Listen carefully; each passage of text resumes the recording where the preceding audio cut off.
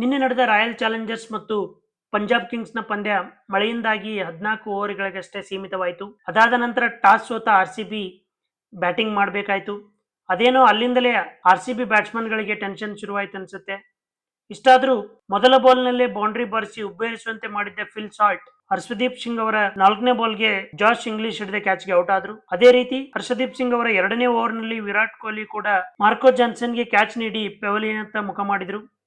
ಮುಂದೆ ಬಂದ Liam Livingstone ಮತ್ತು ಜಿತೇಶ್ ಶರ್ಮಾ ಅವರು ಸಿಕ್ಕ ಅವಕಾಶವನ್ನ ಸರಿಯಾಗಿ ಬಳಸದೆ ಕ್ಯಾಚ್ ಔಟ್ಗೆ ಬಲಿಯಾದರು.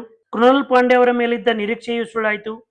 ಮೊದಲನೇ ಬಾಲ್ನಲ್ಲೇ ಔಟ್ ಆದ ಕೃಣಾಲ್ ಪಾಂಡ್ಯ ಪೆವಿಲಿಯನ್ ಅತ್ತ ಮುಖ ಮಾಡಿದರು. ಮತ್ತೊಂದು ಕಡೆ ಭರವಸೆಯ ಬ್ಯಾಟ್ಸ್ಮನ್ ರಜತ್ ಪಟದಾರ್ ಅವರ ಗಟ್ಟಿಯಾಗಿ ನಿಂತಿದ್ದರೂ ಕೂಡ ಚೆಹಲ್ ಅವರ ಬೌಲಿಂಗ್ನಲ್ಲಿ ಜೇವಿಯರ್ಗೆ ಕ್ಯಾಚ್ ನೀಡಿ ಆರ್ಸಿಬಿ ಬ್ಯಾಟ್ಸ್ಮನ್ಗಳೆಲ್ಲರೂ ಕಳಪೆ ಪ್ರದರ್ಶನ ಮಾಡುವಂತೆ ಆಯಿತು.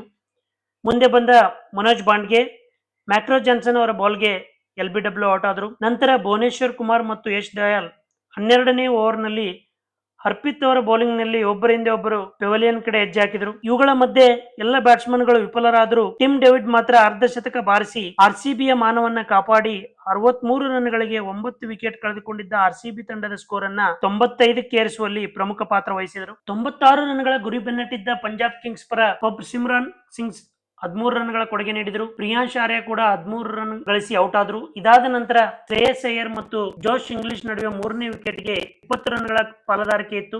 ಪಂದ್ಯದಲ್ಲಿ ಕೇವಲ 7 ರನ್ ಗಳಿಸುವಲ್ಲಿ ಯಶಸ್ವಿಯಾದ ನಾಯಕ ಶ್ರೇಯಸ್ ಅಯ್ಯರ್ ರೂಪದಲ್ಲಿ ಪಂಜಾಬ್ ತನ್ನ 3ನೇ ವಿಕೆಟ್ ಅನ್ನ ಕಳೆದುಕೊಂಡಿತು.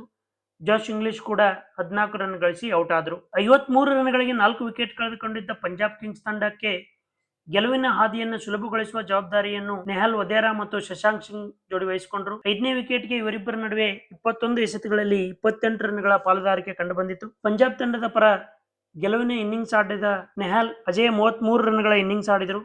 ಆರ್ಸಿಬಿ ಪರ ಬೌಲಿಂಗ್ನಲ್ಲಿ ಜಾಶ್ ಹಜಲ್ವುಡ್ 3 ವಿಕೆಟ್ ಪಡೆದರೆ ಭುವನೇಶ್ವರ್ ಕುಮಾರ್ 2 ವಿಕೆಟ್ ಪಡೆದರು. ಏನೇ ಆಗಲಿ, ಮುಂದೆ ಬೆಂಗಳೂರಿನಲ್ಲಿ ನಡೆತಕ್ಕಂಥ ಮ್ಯಾಚ್ನಲ್ಲಿ ರಾಯಲ್ ಚಾಲೆಂಜರ್ಸ್ ತಂಡ ಗೆಲುವಿನತ್ತ ಮುಖ ಮಾಡಿ ಆರ್ಸಿಬಿ ಅಭಿಮಾನಿಗಳ ಮನವನ್ನ ಗೆಲ್ಲಬೇಕಾಗಿದೆ.